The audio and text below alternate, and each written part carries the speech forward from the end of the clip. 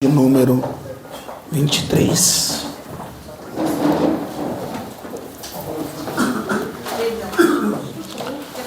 Glória a Deus. Quem achou diz amém. Amém. Quem não achou, lê com a gente no telão. Lucas capítulo 23, nós vamos ler a partir do verso de número 1.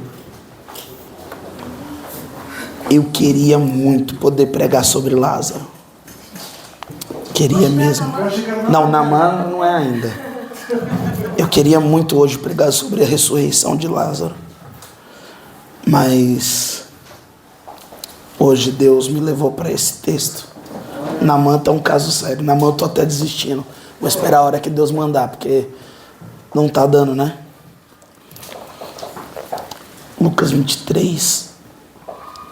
E levantando-se toda a assembleia, conduziram Jesus a Pilatos e começaram a acusá-lo, dizendo: achamos o imposto de César, e dizendo ser ele mesmo o Cristo, um rei. E Pilatos lhe perguntou: tu és o rei dos judeus? E Jesus respondeu: é como dizes. Então Pilatos disse aos principais dos sacerdotes e à multidão: eu não acho culpa neste homem. Eles, porém, insistiam ainda mais. Ele coloca o povo em alvoroço e ensina por toda a Judeia, vindo desde a Galileia até aqui. E ouvindo isso, Pilatos perguntou se o homem era galileu. Quando soube que este era da jurisdição de Herodes, enviou a ele, que também estava em Jerusalém naqueles dias. Quando Herodes viu Jesus, ficou muito contente, pois desejava vê-lo há muito tempo, por ter ouvido falar a seu respeito. E esperava vê-lo realizar algum sinal. Herodes lhe fez muitas perguntas, mas ele não respondeu nenhuma. Os principais sacerdotes e escribas estavam presentes e o acusavam com grande veemência. Então os soldados de Herodes lhe trataram com desprezo, zombando dele, vestindo com uma roupa resplandecente. Mandaram-lhe de volta a Pilatos e Herodes, e tornaram-se amigos, e mandaram de volta a Pilatos, e Pilatos e Herodes se tornaram amigos naquele dia, porque antes eles eram inimigos. Então Pilatos convocou os principais sacerdotes e autoridades do povo, e disse-lhe: vocês me apresentam esse homem como um agitador do povo, mas interrogando diante de vós não achei nele culpa alguma naquilo que vocês o acusam. Nem Herodes, pois o mandou de volta para nós. Ele não fez coisa alguma digna de morte. Eu o castigarei e em seguida o soltarei. Ele tinha de soltar um preso por ocasião da festa, mas todos gritaram juntos: fora com ele, solta Barrabás. Barrabás havia sido preso por causa de uma rebelião na cidade e por haver cometido um homicídio. Então Pilatos lhes falou mais uma vez que queria soltar Jesus, porém todos gritavam: crucificam, crucificam. Curva a cabeça. Pai, nós te damos graças pela tua palavra. Nós te louvamos e te bendizemos, porque sabemos que o Senhor, ó Deus, é poderoso para fazer infinitamente mais do que pensamos.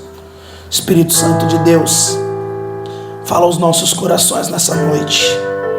Não se cale, Pai. Nós estamos com os nossos ouvidos e corações atentos. Senhor, a palavra é tua, a igreja é tua, eu sou o teu. Usa-me como o Senhor quer, no nome de Jesus. Amém. Se você pode, aplauda ao Senhor por essa palavra.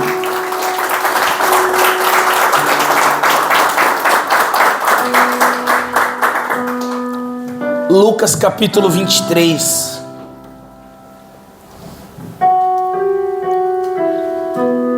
o dia da crucificação. Jesus acabava de passar pelo momento da ceia.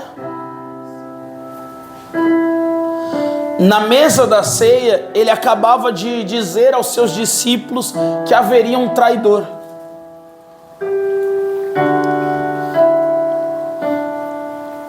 Naquela mesma noite, saindo dali, ele chorou e a sua alma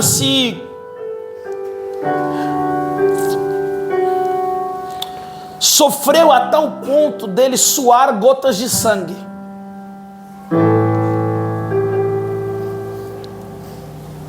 Naquela mesma noite, Jesus viu um dos seus discípulos mais próximos negá-lo. Jesus viu alguém que caminhou do seu lado traí-lo, e viu alguém que não só caminhou do seu lado, mas acessou a sua intimidade, dar as costas para ele.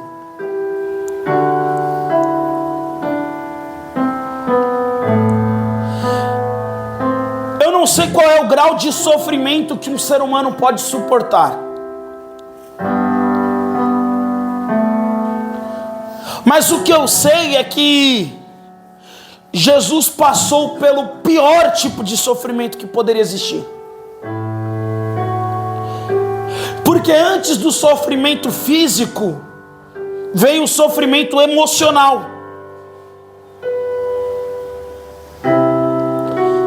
Você já foi traído por alguém? Você sabe como é a sensação de ter depositado confiança, credibilidade e fidelidade. E descobrir que nada disso valeu a pena, porque pro outro lado não fazia a menor diferença.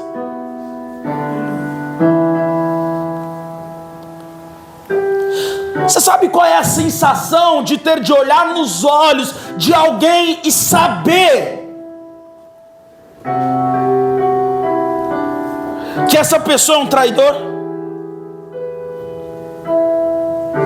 Detalhe, não podendo falar nada de forma clara.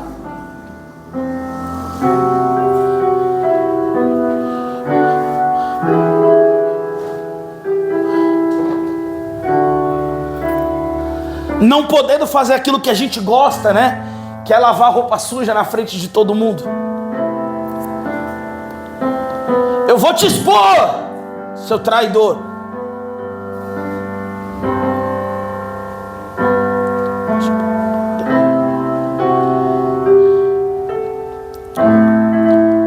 Você tem noção do que é essa sensação?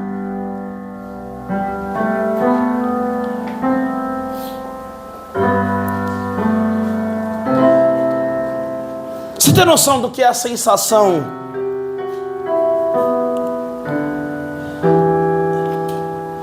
de estar sentado em uma mesa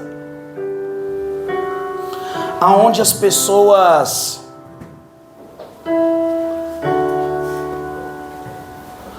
duvidam da sua credibilidade?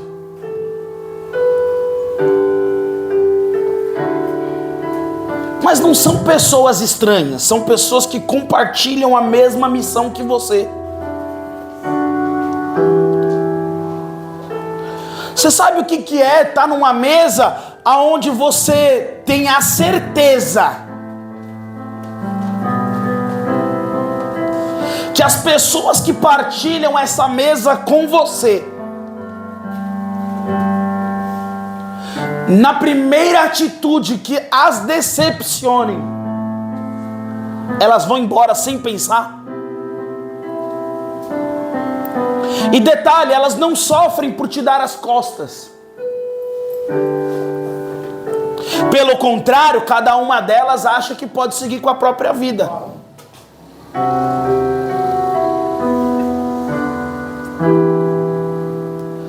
Porque quando Jesus disse, o traidor senta comigo à mesa, todos eles se viram como potencial traidores. Ei, por acaso sou eu? Acaso sou eu traidor? Sou eu que vou trair Jesus?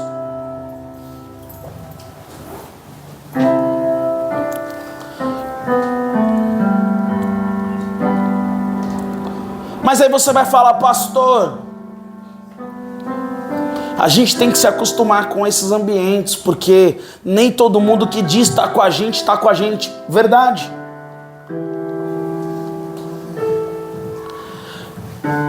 O problema não é quem disse estar com você. O problema é quando pessoas que você já abriu até o seu coração mostram que, na verdade, ainda que você sofra, o sofrimento seja só seu. Ele não me atinge. Jesus andava com 3 homens. Quantos homens? Pedro, Tiago e João. Fora os 12 de todo dia.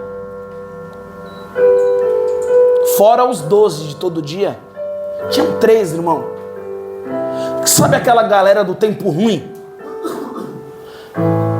Sabe o pessoal que não se importa de comer pão com ovo com você quando as coisas estão ruins? E se não tiver ovo, vai só o pão. E se não tiver pão, bota um copo de água na mesa e tá tudo certo. Era essa galera.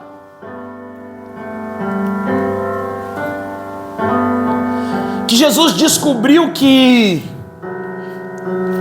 no fim das contas, pode até estar perto, mas não está junto.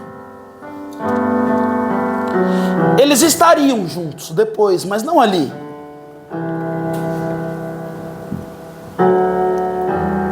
Porque quando Jesus é levado para ser julgado,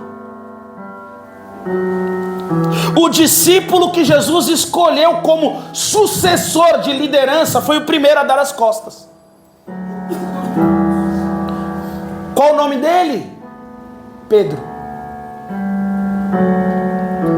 Jesus tinha dito para ele que ele seria o sucessor de liderança.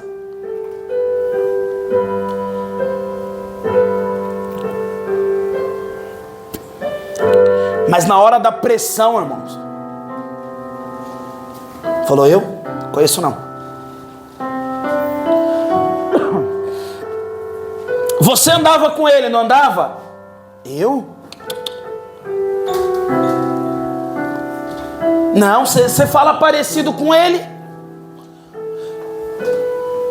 Você prega como ele, você fala como ele, você anda como ele, você veste como ele. Eu não. Impressão sua.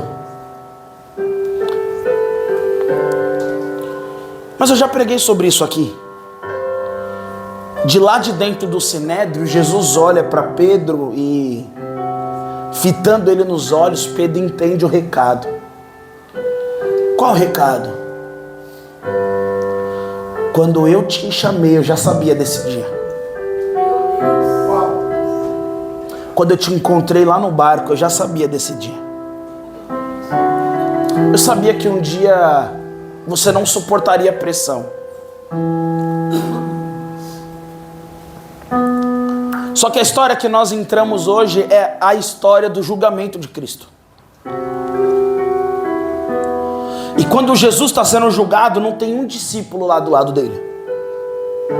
Quando Jesus está sendo julgado, não tem ninguém para prestar apoio a ele. Deixa eu te antecipar uma coisa. Não espere por bons advogados quando o réu for você. Para de achar, irmão, que alguém está te devendo alguma coisa. vai te dever lealdade, vai te dever fidelidade, porque se foi assim com Jesus, imagina com você. Na hora em que o único acusado for você, talvez você tenha que suportar algum julgamento sozinho. Levaram Jesus diante de Pilatos, Pôncio Pilatos. Pilatos era o representante de Roma em toda a Judéia. Todo o território da Judéia estava sob o governo de Pilatos, incluindo Jerusalém.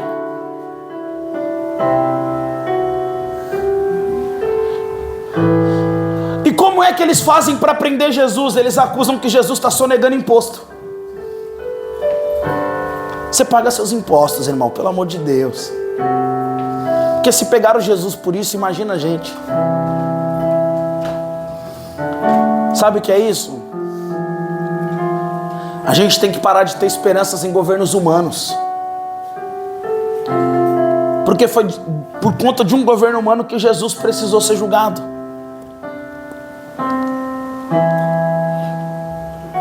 Às vezes a gente quer ter esperança no político de direita, no de esquerda, no de centro.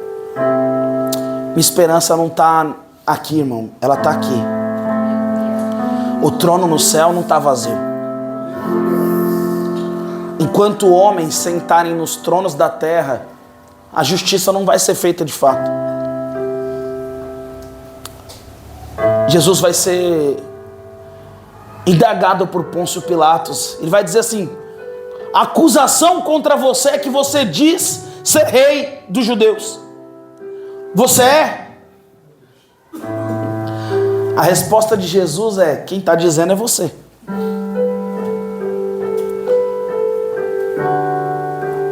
Era como se Jesus estivesse dizendo: se eu não fosse, eu não estava aqui. Se eu estou aqui é porque de fato eu sei quem sou. Jesus poderia, Marcelo, ter se livrado da acusação dizendo: não sou eu.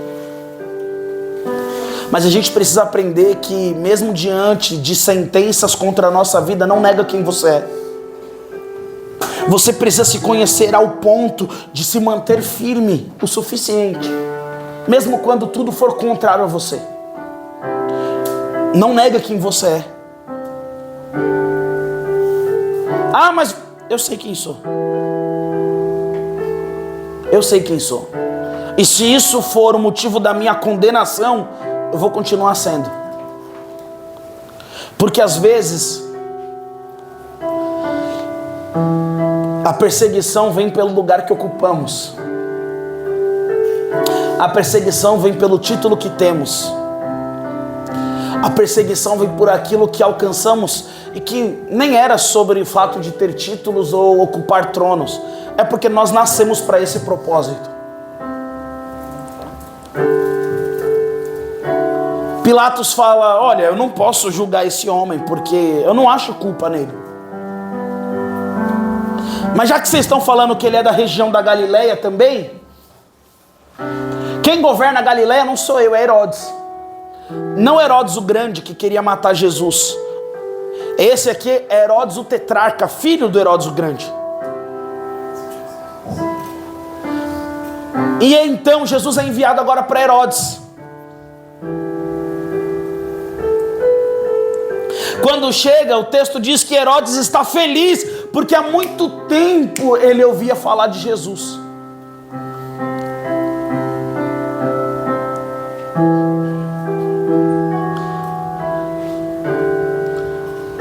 A gente precisa entender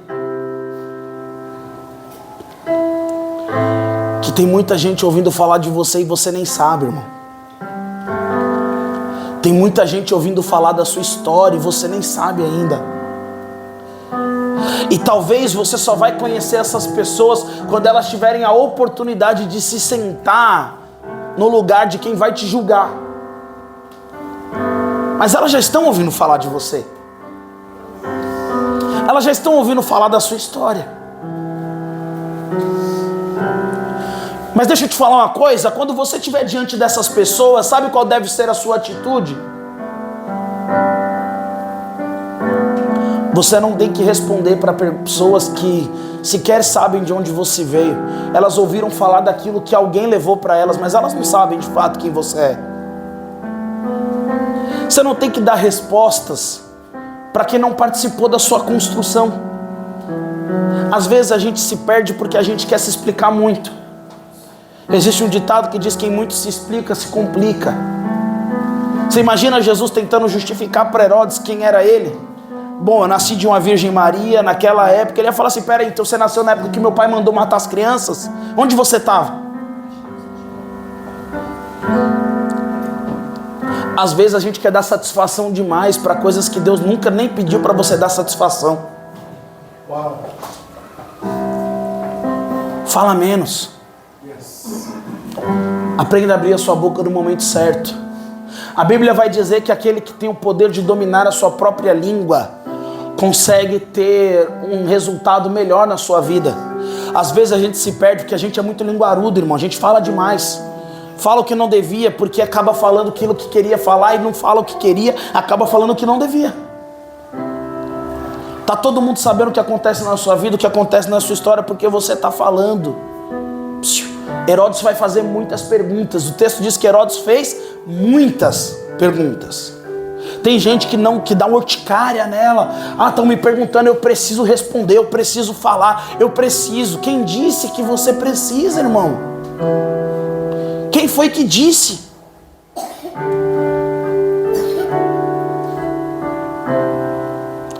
Qual que é a intenção de Herodes? A intenção de Herodes é usar o que você vai dizer contra você, para condenar você à morte.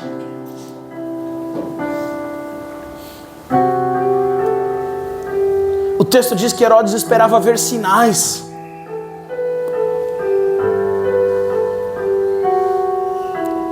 Quando Jesus se cala, Herodes entende e fala: olha, eu queria uma explicação, queria uma satisfação, queria saber quem ele é, mas ele não fala. Manda ele de volta para Pilatos. Quando ele chega, Jesus chega de novo em Pilatos. Pilatos olha e fala: meu Deus, o que eu vou fazer com esse homem? Eu não consigo ver culpa nele. Mas era Páscoa, e por ocasião da Páscoa, Roma sempre soltava um prisioneiro. Roma pegava alguém que estava condenado e dava liberdade para ele. Pilatos olha e fala: vou unir o útil ao agradável, porque eu não vejo culpa nesse homem.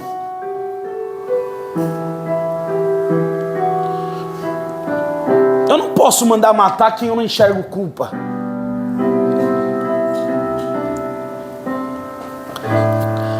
Eu vou dar um castigo nele e vou liberar ele para a rua. Mas o texto vai dizer que haviam alguns homens do Sinédrio. Repita assim comigo, diga: Sinédrio. Não, pelo amor de Deus, irmão, fala com fé, fala assim, fala Sinédrio. Aqueles que deveriam guardar a lei e não guardaram, simplesmente por não entendê-la. Aqueles eram conhecidos por serem os homens que tinham a lei de Deus. Eles olham e falam assim: não solta Jesus.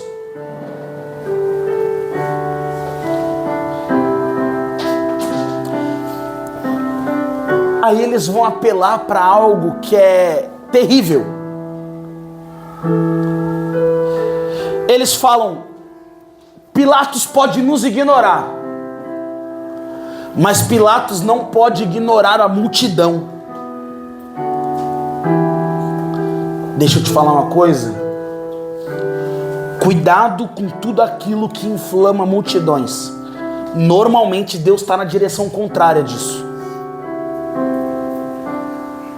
Quando Jesus está fazendo milagres, A Bíblia diz que a multidão só apertava. Quando Jesus vai curar o homem que era surdo e mudo, a primeira coisa que Jesus faz é o quê? Eu vou tirar ele do meio da multidão. Jesus nunca teve parte com a multidão. Se fosse assim, Jesus ia discipular uma multidão, né? Ele discipulou 12. Aí ele olhava para os 12 e dizia assim, ó, para a multidão eu falo por parábolas, para que eles ouvindo não entendam, mas para vocês eu explico. Sabe por quê? Porque não é sobre quem Jesus é, mas sobre quem eu sou perto dele. Quando eu estou perto de Jesus, qual é o meu comportamento? Eu só aperto Jesus? Senhor, o Senhor tem que fazer na minha vida, o Senhor tem que fazer. Ah, Senhor, o Senhor tem que me dar. Ei, irmão, a nossa oração virou uma oração de pedinte. Senhor, me dá um carro, Senhor, me dá uma casa, Senhor, me dá uma esposa, Senhor, me dá um esposo, Senhor, me dá um trabalho, Senhor, abre a porta, Senhor, faz, Senhor, me entrega, Senhor, me confia, Senhor, faz extraordinário, Senhor, eu preciso de uma promoção, Senhor, eu preciso de um trabalho novo. É só pedindo que a gente está? Porque essa é a oração da multidão. A multidão, tudo que ela tem para fazer perto de Cristo é espremer, é apertar Ele. E aí tem hora que Ele cura, tem hora que Ele restaura, tem hora que Ele faz andar, tem hora que Ele expulsa o demônio. E aí a gente acha que está fazendo a vontade dEle. Olha, você viu? Ah, Jesus pegou na minha vida lá, eu era torto lá, andava com o braço para trás, Ele me curou. Ah, Jesus abriu uma porta de emprego para mim, meu Deus, agora eu estou feliz. Mas espera aí, você só está feliz porque Ele abriu a porta de emprego? Você só está feliz porque Ele te deu um carro novo? Você só está feliz porque Ele te deu a casa própria? Você só está feliz porque Ele melhorou sua vida? Então quer dizer que se Ele não fizesse nada disso, Ele não era Jesus para você? O que Jesus estava ensinando para os discípulos ali era: você precisa entender quem você é perto de mim. Ou você é a multidão que vai me apertar, me pressionar o tempo todo, exigindo que eu te entregue, que eu faça algo por você. Ou você vai ser meu discípulo, porque se você for meu discípulo, vai ter hora que você vai querer que eu multiplique o pão e eu vou falar assim, ó, se vira. Como assim, pastor? Está escrito. Faz você. Eu vou orar e vou dar graças, parti e te entreguei. Agora você vai continuar o que eu estou fazendo. Se você quiser ser meu discípulo, tem gente que quer milagre, quer colheita, quer viver a pesca maravilhosa. Mas os meus discípulos, eles estão dispostos a abandonar barco, rede, peixe, tudo por minha causa. O texto diz que Pedro, Tiago, André e João deixaram o barco, as redes, os peixes e o pai, por causa de Jesus. Dá para entender a diferença? Ou você quer ser multidão? A multidão se contenta com milagre. O discípulo quer estar dentro da casa de Jairo quando Jesus ressuscitar a filha dele. O milagre não precisa ser meu, mas se eu puder fazer parte, eu sou discípulo. Se o Senhor puder me usar para curar alguém, eu fico feliz em ser discípulo. E se o Senhor não me curar? Se Ele não te curar, Ele não te curou, mas pelo menos Ele te usou para curar alguém.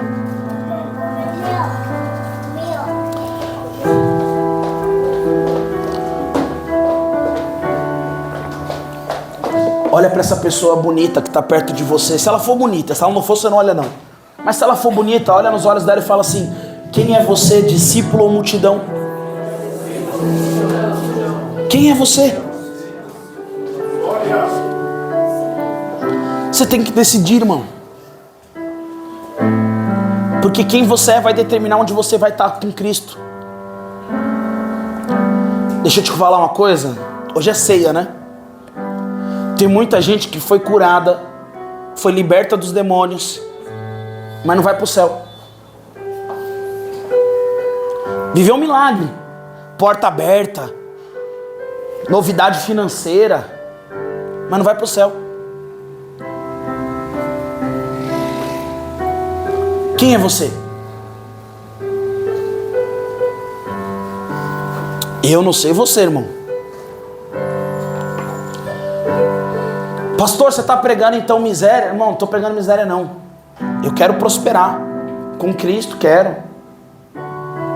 Mas se for para prosperar sem Ele, eu não quero, irmão. Se Ele não couber nos meus projetos, eu não quero.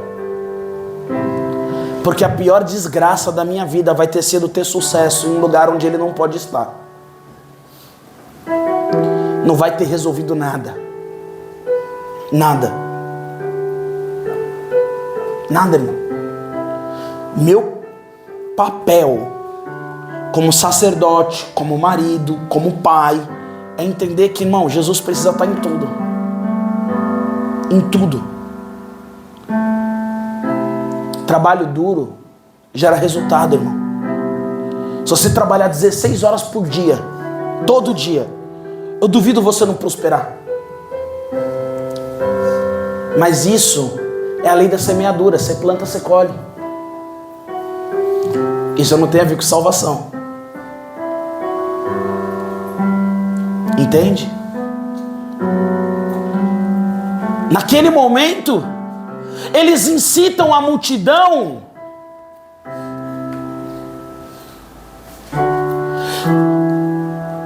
a gritar: condena Jesus.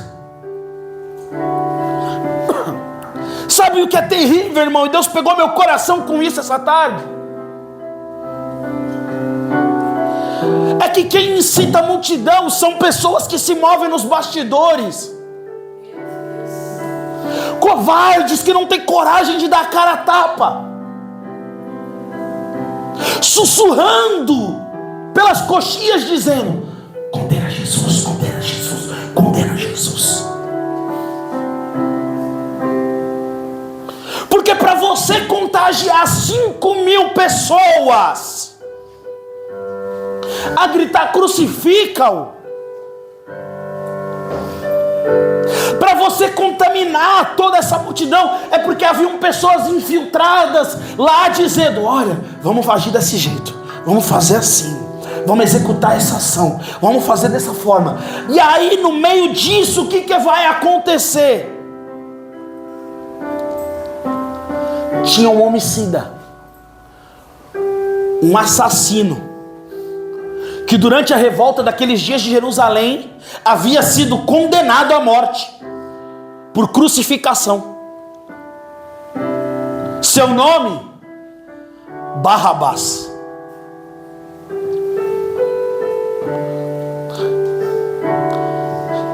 Um criminoso vai ser solto e um inocente vai ser morto.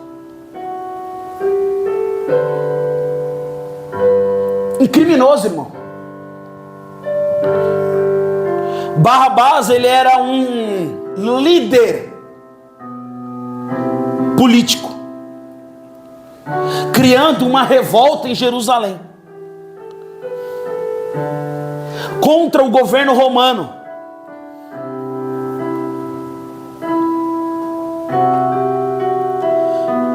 E Jesus vai assumir o lugar daquele homem na crucificação.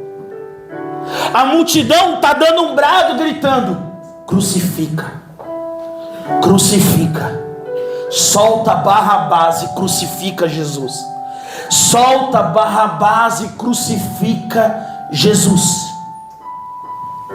Barrabás não merecia ser solto. Barrabás não pediu para ser solto.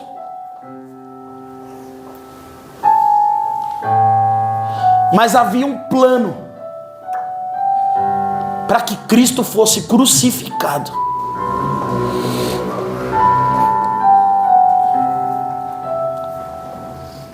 Deixa eu te falar uma coisa.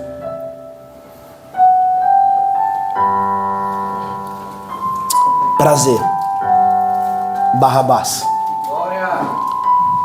Eu não merecia o que ele fez por mim, irmão.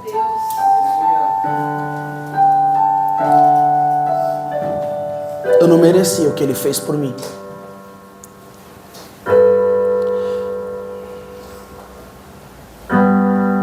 Eu sou digno da condenação de cada um dos meus pecados.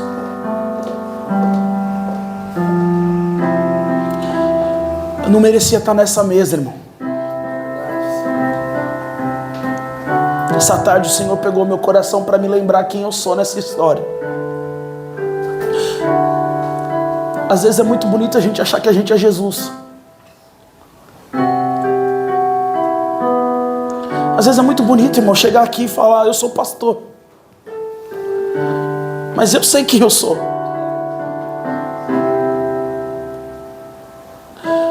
Eu sei o que Ele fez para o meu irmão. Na verdade, de verdade, eu nem pedi mais para Ele fazer nada. Ele fez porque Ele quis.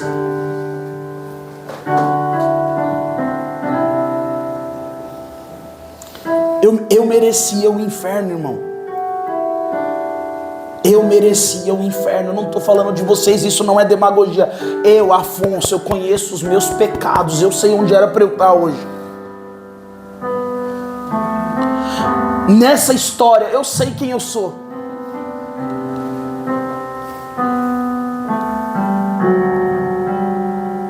Só que eu preciso todas as vezes que eu chegar nessa mesa ser lembrado que alguém assumiu o meu lugar. Porque senão eu começo a achar que isso aqui é um ambiente que foi feito para mim. Não foi, irmão. A mesa não é minha.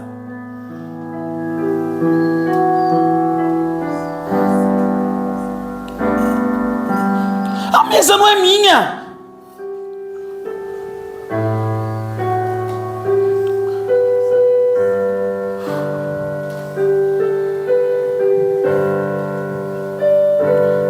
Na história, irmão, quem era para ter sido condenado fui eu.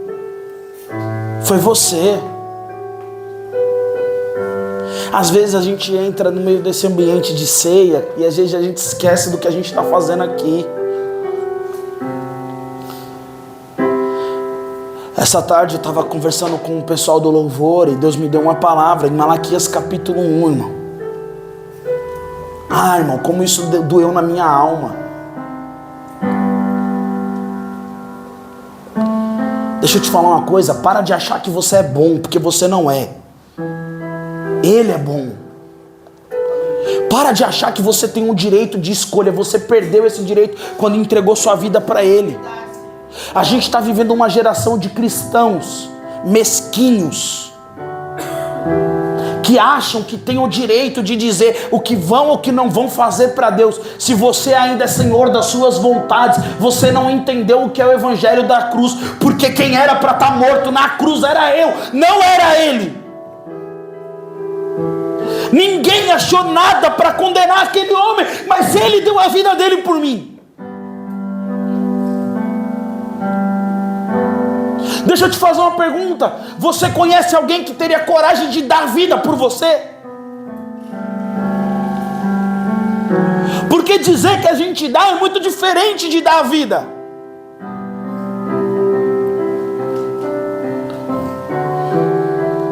É muito diferente. É muito diferente, irmão.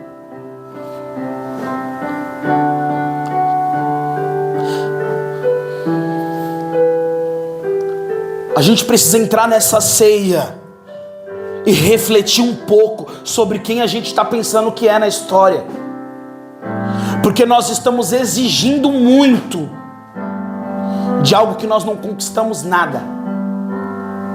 Escute, você não fez nada para conquistar a sua salvação. Quem fez foi Jesus. Ele entregou ela para você e disse: se você entregar a sua vida para mim, você vai ter acesso àquilo que eu conquistei.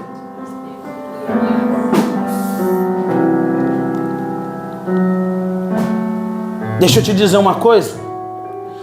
Todos os dias a gente precisa acordar tendo a consciência: eu carrego a morte dele comigo.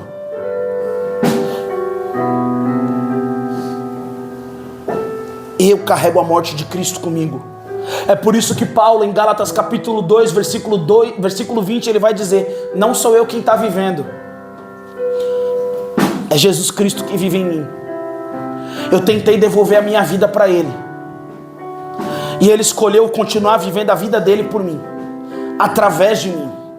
É por isso que as minhas atitudes precisam ser atitudes que Ele teria. Os meus comportamentos precisam ser comportamentos que Ele teria. As minhas escolhas precisam ser escolhas que Ele teria. Os meus relacionamentos, as pessoas com quem eu convivo, o lugar onde eu trabalho, tudo aquilo que eu tenho precisa ser aquilo onde Ele poderia estar, porque se não cabe Ele, não me cabe. Quando a gente entende isso, a gente começa a ressignificar muita coisa. A gente começa a ressignificar a nossa própria existência cristã. Como assim, pastor? Simples. No dia em que você entregou sua vida para Cristo, sua vida agora é dele. Sua vida pertence a Ele. Cristo é o seu dono. Ele é o seu Senhor. Tudo aquilo que habita em você, seus talentos, seus dons, seus pensamentos, suas habilidades, suas qualificações, seus diplomas, seus relacionamentos, tudo isso pertence a Ele.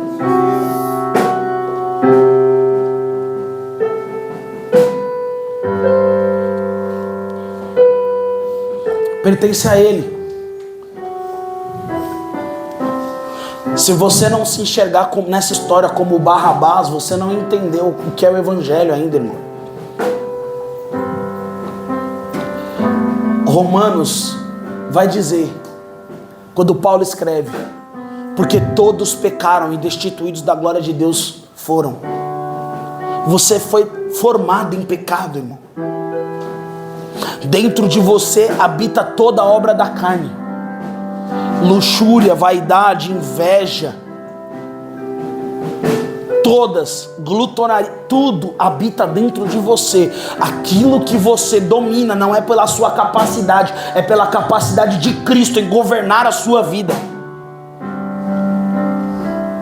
E à medida em que eu não deixo Ele governar algo, sempre alguma coisa sai do controle. Sempre alguma coisa sai do controle.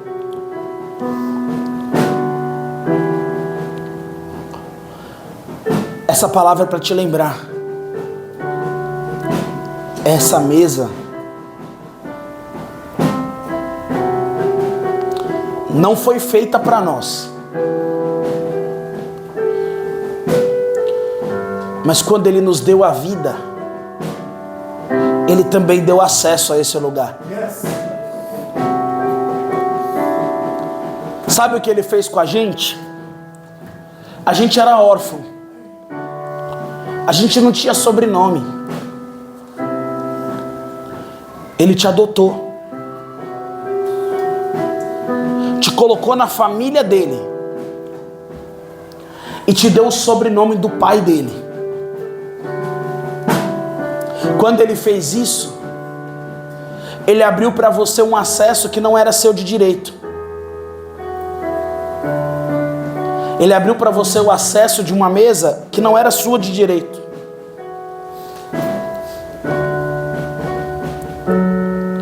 Sabe o que a Bíblia diz sobre essa mesa? Quando Ele foi te chamar, me chamar, Ele disse assim: sai pelos becos e vielas. Procura aqueles que o mundo rejeitou. Procure os mal vestidos, procure os que se perderam. Aqueles que talvez nem a própria família quis ter por perto. Chama eles.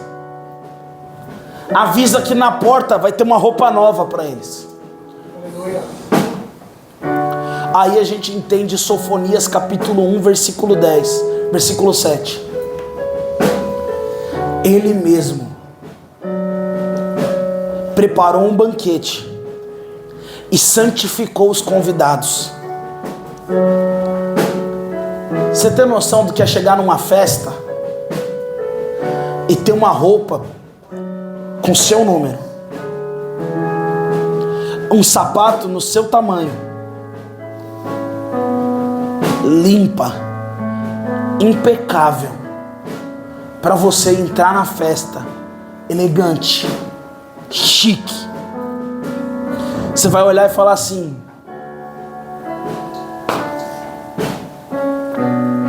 Eu não comprei a roupa, não paguei o ingresso, mas essa é a melhor festa que eu já estive na minha vida.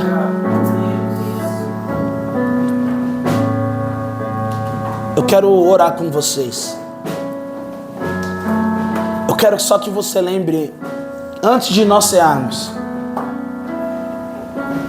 que o Barrabás da história éramos nós. Os condenados éramos nós.